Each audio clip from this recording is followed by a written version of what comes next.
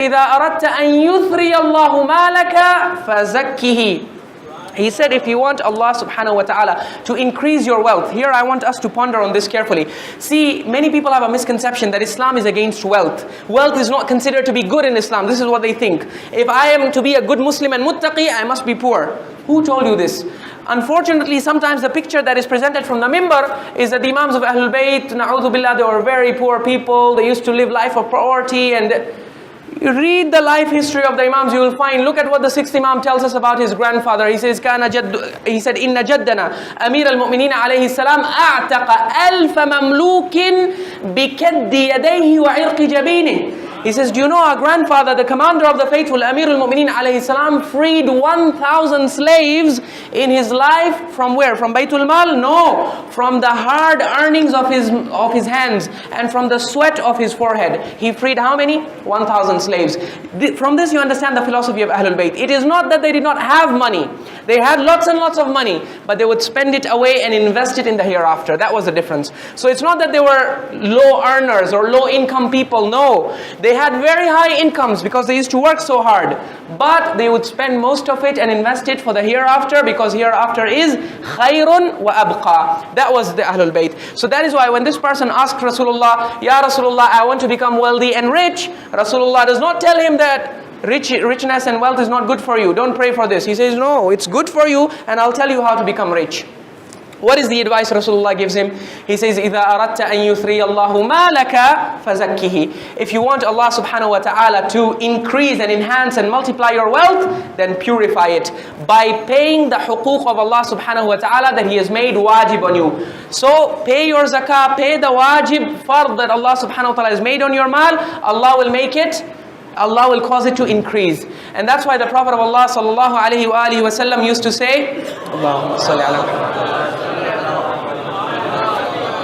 He used to say, حَصِّنُوا أَمْوَالَكُمْ بِالزَّكَاةِ وَأَنَا ضَامِنٌ لِكُلِّ مَا يَتْوَى فِي بَرٍّ أَوْ بَحْرٍ بَعْدَ أَدَاءِ حَقِّ اللَّهِ فِيهِ مِنَ التَّلَفِ. He used to say, protect your money and your wealth by paying the huquq that Allah has made wajib on your wealth, because I personally take the guarantee of any wealth or money that has been purified by paying the huquq of Allah, that such a money, you can throw it in the ocean, you can throw it in the desert, it will not get lost, it will come back to you. Allah will bring it back to you. This is the guarantee of our beloved Prophet.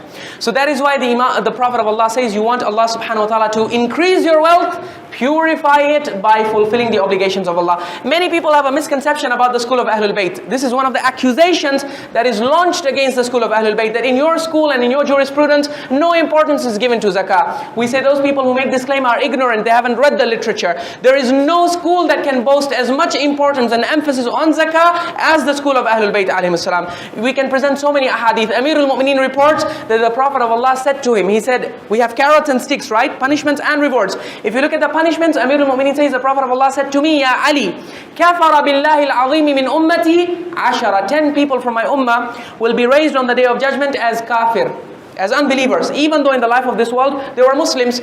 Now 8 categories are not relevant to us because they have to do with crimes that have to do with the Islamic State. 2 categories are relevant. The Prophet says, مَنْ وَجَدَ سَاعَةً فَلَمْ يَحِجَّ. One category is a person who had the chance to perform Hajj. You had the means, but you still didn't do it. On the day of judgment you will be raised as a kafir. And the second category the Prophet of Allah says is وَمَانِعُ الزَّكَاةِ. A person on whom zakat is wajib but he does not give, such a person will be raised as a kafir. That's why the 8th Imam also used to say, he used to say that من منع قيراطا من الزكاة فليمت إن شاء يهوديا أو إن شاء نصرانيا. A person who withholds even 1 unit of zakah after it has become wajib on him, such a person at the time of his death, he will be given the choice. You can either die as a Jew or you can either die as a Christian. You cannot die as a Muslim. Similarly, so much emphasis. Amir al-Mu'mineen on his deathbed, in his wasiyah that he gave to his Shia and his Ansar and his Ahlul Bayt, what did he say? He said, Allah, Allah fi zakati فَإِنَّهَا تُطْفِئُ غَضَبَ رَبِّكُمْ. He said, I ask you to remember Allah and fear Allah in the matter of zakah, because zakah extinguishes the anger and wrath of Allah subhanahu wa ta'ala.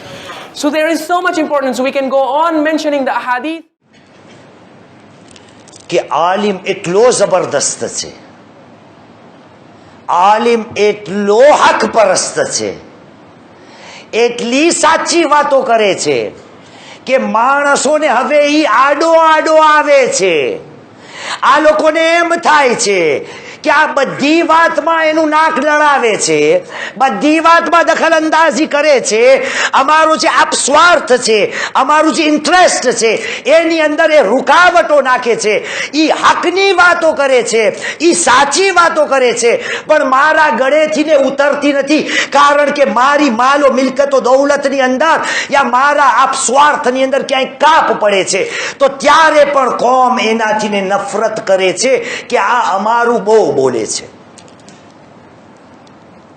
માસૂમ રસૂલ સાદિક આલે મોહમ્મદ ઇમામ જાફર સાદિક અલૈહિસ સલામ.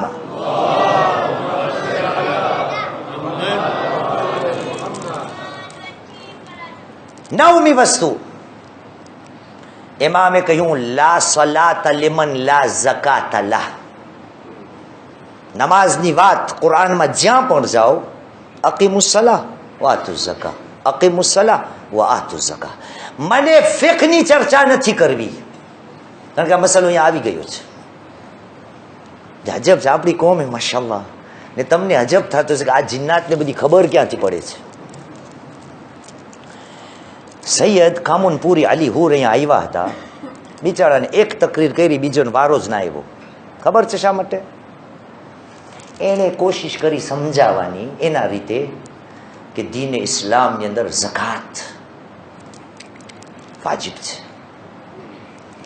એટલે આપણે ફતવા બીજા લઈ આવવા ને છે એમ જ છે ફતવો. આયતુલ્લાહ સિસ્તાની માટે ઝકાતનો મસલો શું છે?